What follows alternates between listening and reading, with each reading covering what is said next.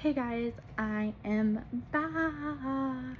Okay, anywho, I recently got for Christmas this like a journal Bible, I guess you could call it. It is Journal the Word Bible for Woman. NIV. It has journals, but then it also has like little prompts. And so I'm going to read you the verses that correspond with this prompt, as well as the prompt. And then like my observations of what I came up with. So Genesis 1:1 through Genesis 2:2. Okay, so we all know the story of creation, but I'm gonna go ahead and read it to refresh your memory because it's core in what I observed. So it says, "In the beginning, God created the heavens and the earth. Now the earth was formless and empty. Darkness was over the surface of the deep, and the Spirit of God was hovering over the waters. And God said, 'Let there be light,' and there was light. God saw that the light was good, and he separated the light from the darkness. God called the light day, and the darkness he called night. And there was evening, and there was morning, the first day. And God said, 'Let there be a vault between the waters to separate the waters from the water.' So God made the vault, and separated the water under the vault from the water above it. And it was so. God called the vault sky. And there was evening, and there was morning, the second day. And God said, 'Let water under the sky be gathered into one place, and let dry ground appear.' And it was so. God called the dry ground land, and the gathering waters he called seas. And God saw that it was good. Then God said, 'Let land produce vegetation, seed-bearing plants, and fruits on land that bear fruit with seed in it, according to their various kinds.' And it was so. The land produced vegetation, plants bearing seeds according to their kinds, and trees bearing fruits and seeds in it according to their kinds. And God saw that it was good. And there was evening, and there was morning, the third day. And God said, 'Let there be lights in the vault of the sky to separate the day from the night, and let them serve as signs to mark the sacred times, and the days, and the years. And let them be light in the sky of the vault to give light on earth.' And it was so. God made two great lights, the greater to govern the day, and the lesser to govern the night. And he also made stars. God set them in the vault of the sky to give them light on earth, to govern the day and the night, and to separate light from darkness. And God saw that it was good. And there was evening, and there was morning, the fourth day.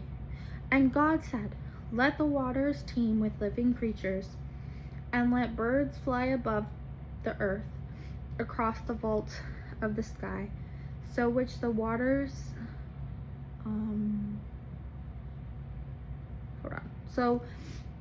which the waters teems, and that moves about in it according to their kinds, every winged bird according to its kind.' And God saw that it was good.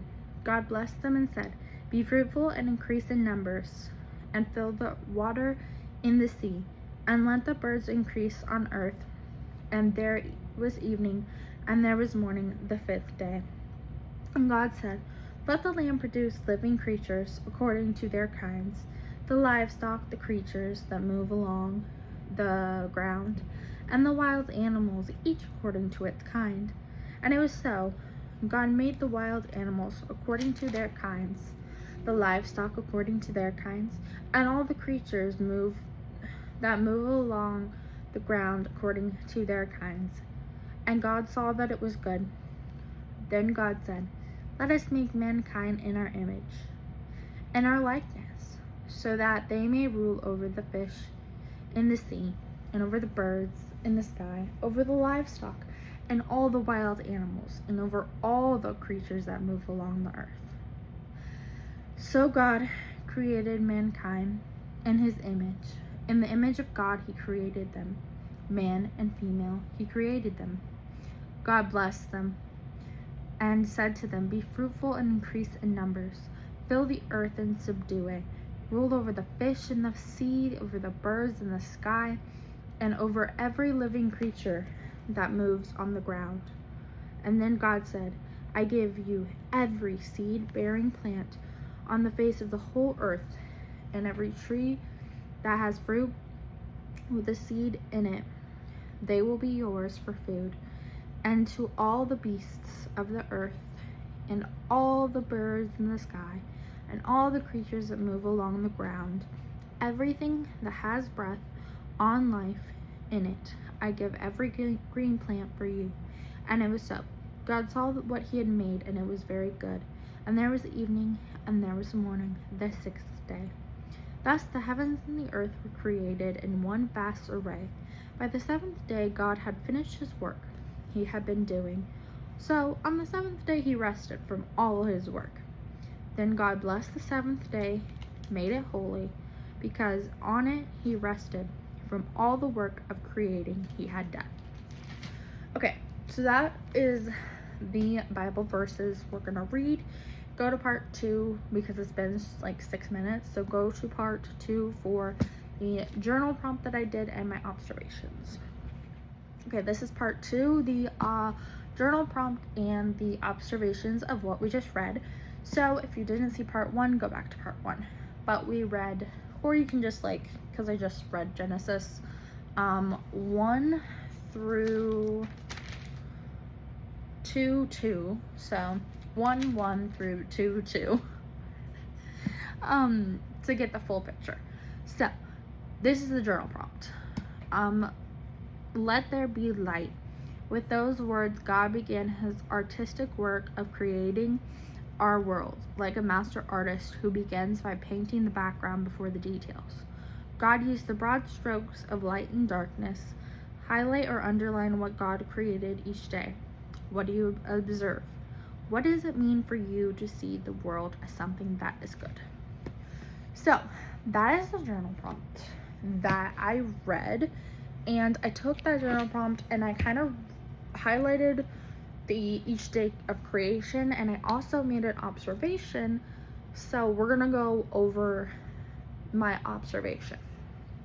And I'm just gonna read it. It's very long.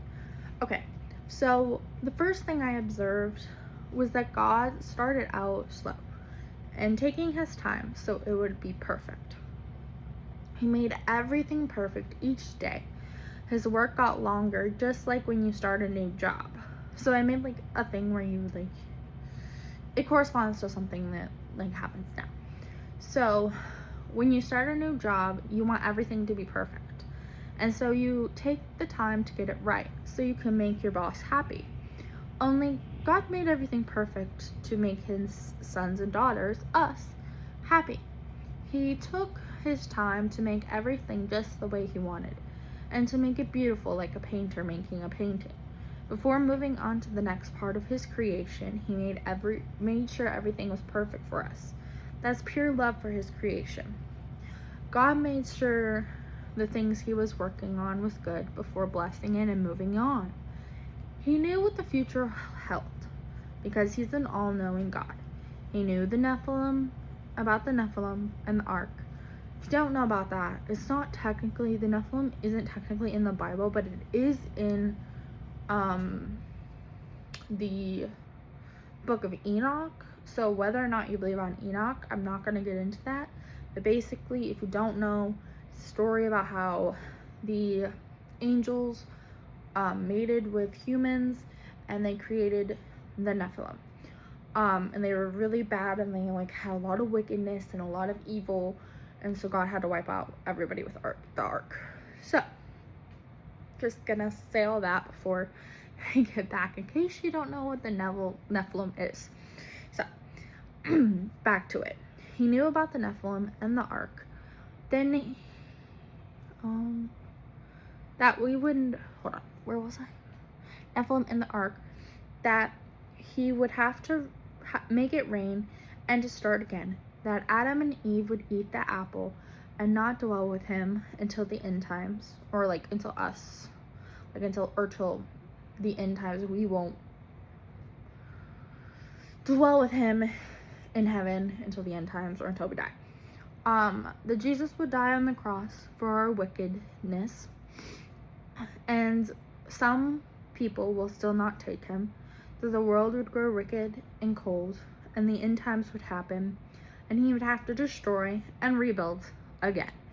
Yet he spent so much time perfecting the world because he loves us and he wants what's best for us. But he still took his time doing the hard work of creating, perfecting it, and blessing everything for us.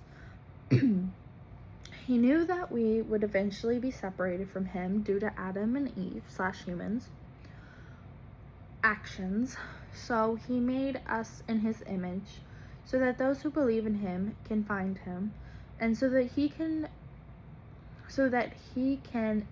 still be with us in our hearts. Since he can't physically be here, he made us rulers over the creatures because he would not be here to help. He gave us what we needed: crops, homes, lumber, water, clothes, everything we would need so we could survive, which just shows how much mercy he has, because he could have said, well, I gave you a pretty place to live, then you sinned, so now you're on your own. But he didn't do that. He helped, and he stayed in our hearts along the way. He never got mad that we sinned, or that he had to destroy his hard work. He just moved on with so much love. Yes, he was disappointed like a dad, but he knew we aren't perfect, so that he gave us grace along the way and sent Jesus his son as the final sacrifice for sins. Now that he was satisfied with the work, he finally allowed himself to rest. Then he blessed the day and made it holy. We now refer to it as Sunday, a perfect day of rest and no work. I find it amazing that God did all this work to make things perfect, and time after time we do something to destroy his work. Kind of like a kid and a mom. The mom cleans the house. 10 seconds later, the kid makes a mess again. God created this earth, and we sinned. If you think about it like this, it's kind of like a laugh in the face. But he didn't get angry. I would have. No, he was patient, and he gave us grace, and he gave us chance after chance. Then he sent Jesus, because all he wants is us, even after we sin, even after we separated ourselves from God and caused him to destroy his own work with our sin. He still wants us, his children, because we are his most important creation. We are his sons and daughters, and he loves us just as he loved Jesus. So think about that, and I thought that was kind of like interesting, the revelation that God gave me about like his creation, because my whole life I was just like, okay, he created the earth, cool, not that big of a deal. But if you think about it from his perspective, and you go into like, he's a painter, like painters are very perfectionists, and if you think about it, like if you ruin a painter's painting, they get mad, right? But we ruined his earth multiple times. He had to ruin it multiple times. We sinned multiple times, and yet he didn't get mad. No, he gave us grace. He gave us Jesus. He loves you so much, and he gave his only son, because he doesn't want us to be separated from him, no matter how much we sin. He wants us to be there, talk to him, not sin if you can, but he knows we're gonna mess up. He knows we're gonna make mistakes. He knows we're gonna sin, and so he gave us Jesus. So think about that. So I think it's just it's a beautiful, beautiful, beautiful thing. And I loved learning about it, and I loved having a second like light on the creation and not just thinking of it as he created the earth, but like how much time and effort it took and how much grace and love he gave us, and how much patience he gave us. So yeah, I really liked it, and I really suggest you guys get this Bible, and we will do more like journal prompts throughout the year, because I'm going to be doing more videos. So, but it's the NIV Journal the Word Bible for women. So yeah, I suggest you guys get it if you guys are women. I'm sure it would work for men too, or you could get a men version. But let me know what you guys think in the comments. And yeah, let me know your observations of the text and what you guys have come to learn in the book of creation, or the part of creation. So let me know. All right, see you guys in the next one. Bye.